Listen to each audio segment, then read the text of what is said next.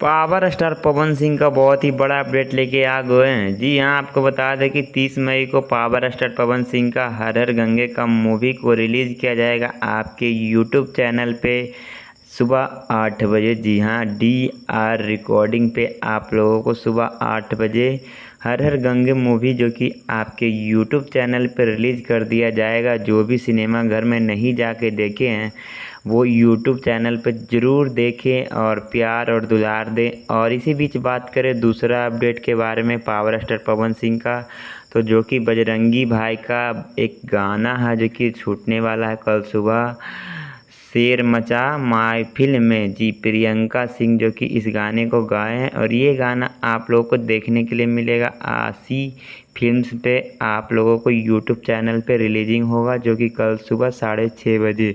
power star Pawan Singh का बहुत ही बड़ा अपडेट है जो कि पावर स्टार पवन सिंह का हर हर गंगे का मूवी जो कि रिलीज होगा और दूसरा बजरंगी का एक सॉन्ग रिलीज होगा जिसमें पावर स्टार पवन सिंह का गायकी नहीं वो फैक्ट्स के रूप में